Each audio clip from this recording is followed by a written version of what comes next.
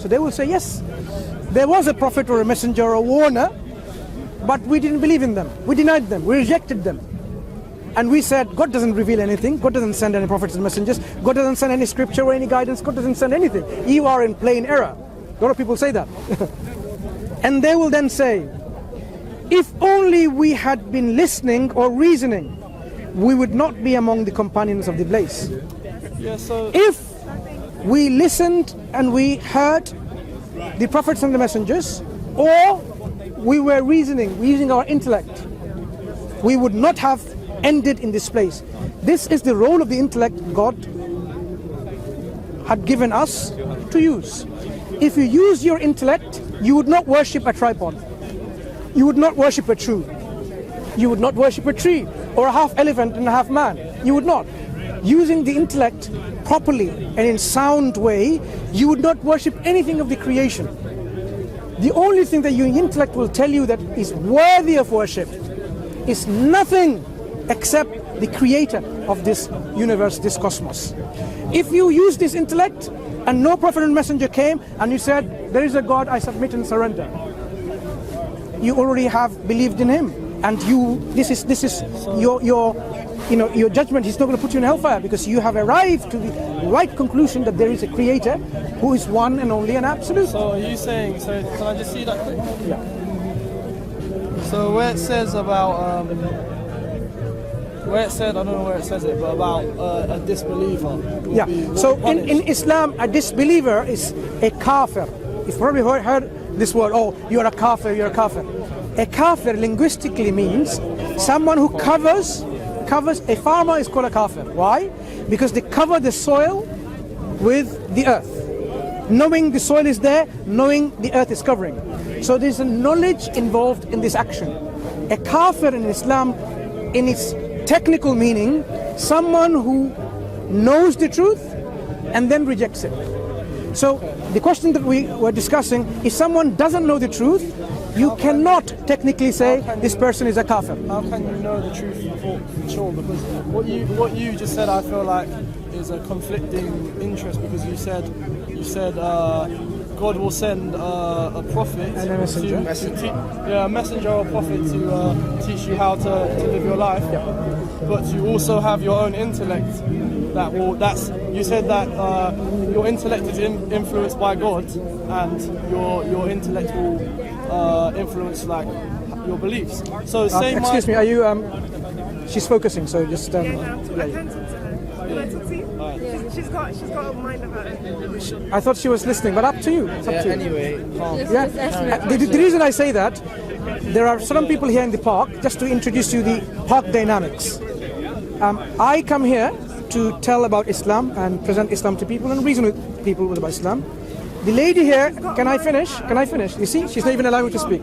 She's got a mind of it. You interrupt into my I know, but I'm just explaining to the lady who will choose who she wants to speak to. You choose who you want to speak to, no one's gonna speak to her. But what I'm saying simply, she's a Christian missionary, like we are Islamic, you can call it Muslims, who've come here to share the message of Islam. She's here to share. Can I just making it about my friend Owen, just one second. Excuse me. Do you see the problem? Carry on the conversation. She just asked me a question No. quickly, and I just wanted to ask. Go and ask and then go. Thank you. No, I'm gonna be here. Oh, she's going to be here. So that's why I'm saying. carry on the. No. That's what I'm saying. So it is not proper that while you were listening, it's great. she is trying to interrupt this discussion and talk about Christianity. By all means, go ahead, right? But we'll talk about another time. I'm just showing you how, come on, have your own discussion. Yeah? Go ahead. Let's just carry on the conversation. Yeah. No need for So any- Owen. So what I'm saying is. Can I just finish, because I was making a point. Oh, go ahead. So, I feel like what you're saying. No, up to you. Carry on, please. I feel like in what you were saying, there's conflicting interest. Which one? Because you said we're talking about God will send a messenger, or Prophet a messenger, and using the intellect as well. And then you also said that our intellect can be influenced by God. And No. I said we have to use the intellect. Yeah. The Quran reprimands us for not using the intellect. The Quran says there are people who worship the idols. And those people say, we've seen our forefathers worshipping the idols. And the Quran says, what if your forefathers were wrong? Are you not going to use your sense? They could be wrong too. You can't just simply say, I was born in a family of people who worship a monkey and I'm keeping worshiping a monkey. What happened to your intellect? So God constantly wants us to use the faculty of intellect to revive us in the right thinking. But intellect has its limitation. You say that the intellect tells us one thing and it's the same for everyone. No, but intellect, a sound intellect would not contradict God's revelation. Like the example we said about God being all knowledgeable. How do you define a sound intellect? Yeah, so the sound intellect, to give you an example of a sound intellect, God is all knowledgeable for all the time. Then he comes down and he's ignorant. The sound intellect will tell you all knowledgeable means all time, all knowledgeable, not 5 minutes ignorant. But if someone says, I'm using the mind, just because the book says so, I'm going to accept it. It's God became ignorant for 33 years or whatever. That's not the use of a sound intellect. Because you are now leaving the use of the intellect, suppressing it, and then subscribing to what a particular book may say. Because you're giving priority to this book and saying, no, this takes priority. Even though your mind does understand that there's a contradiction. Yeah? So sound intellect would not contradict God's true revelation. This is one of the principles that you should go by. Because otherwise, you can believe in anything. Like I half elephant, half monkey God and say, yeah. Okay, so my intellect. So my intellect is, my understanding of what my intellect is just like my logic and you know what the faculty of your reasoning. Yeah. So I'm not a practicing. I don't practice any religion. I'm not a practicing Muslim or anything like that. So does that mean I'm not? I don't know. It doesn't really. Well, no. What it means is My intellect tells me that not everything, to not believe everything in these religions. So your intellect that make me a disbeliever? No. Does that mean I should if you use your intellect as you are using, you would know all of these religious ideas and ideologies cannot be all truth. Yeah. So I've already used the intellect. So that means which one is the truth you need to decipher and filter out. You can use your intellect to filter out, and this was the process that we were showing earlier on in terms of which makes sense or not. Okay, your intellect will then direct you in saying, this doesn't make sense. God is all knowledgeable, not all knowledgeable. God is like a pervert watching naked women having a bath and so on. So there is this intellect role that you can clearly use, and then say, okay, look, let me now look at this book. Book is something that God supposedly had sent and revealed through the prophets and messengers to guide us to. How does this book tell me about himself and about everything else, right? Does it tell me that I'm created, I'm already doomed? He's created me and I'm already doomed. I'm already guilty. Imagine, you open a bank account and then the next one they tell you, okay, you're in debt, my friend, £1 million. Just feed the debt into your account. You'd say, how is that? That is unjust. I've just opened a bank account. It should be blank. Yeah, empty. And then I can put my money in, take my money out. But if you're already guilty, like many religions, I don't want to have to name them anyway. There are many religions who say you are already guilty of a crime that you did not commit. You weren't even there. Someone ate the apple, the fruits. Do you have an example? No, we're talking about Adam and Eve, the first parents. Go on. They were there in a garden, and they, because of their lapse and weakness, being also deceived in addition by Satan, they fall short of the requirements, and they disobeyed an action of God, a command of God. They ate of this tree, and now a religious tradition, a big religious tradition says, you are all guilty, every one of you. You are going to be punished to death unless someone else, like me, God, die for you. Now I see that, look, this is problematic to the very core, one after the other. Firstly, how can I be guilty of a crime that I didn't commit? I wasn't there.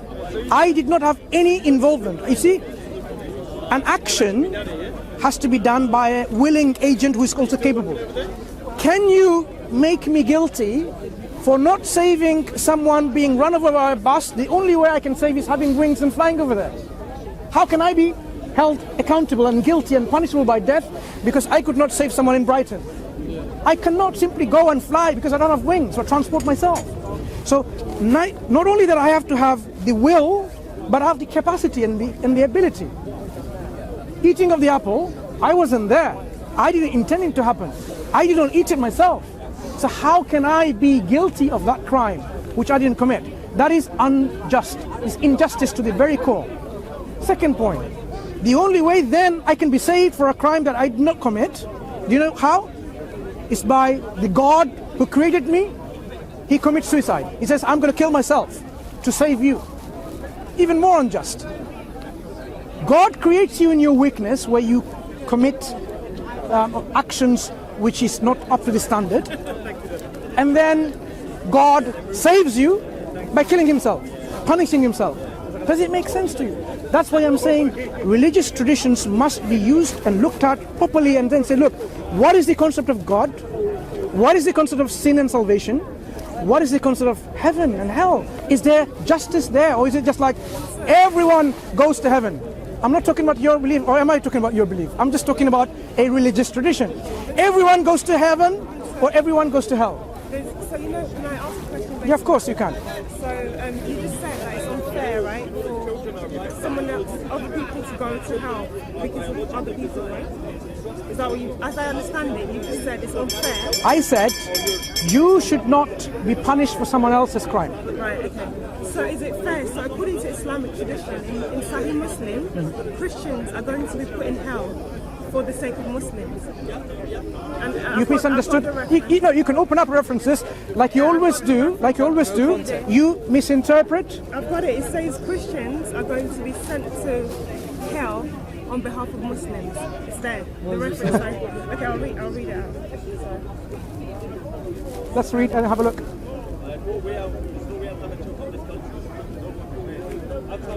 Is that said in... But even that, if you look at it, how can the Christians go to hell? Because of what? To save someone else. Save them. Repeat what you just said before you... No, repeat what you just said first. Of the Muslims, the Christians shall go to hell, you said. Allah's going to put Christians in hell for the sake of Muslims. What do you mean sake of? Explain. Instead of Muslims. No. Explain what do you mean instead of. Are you saying instead of like Muslims that have committed crimes? You know what? Let me read it so that I'm not misquoting it. So you've read it, but you don't remember. No problem. No, I remember it. I'm saying that. Please. The text will be clear, right? So I want you to show me a text which has Arabic as well, so I can read the Arabic.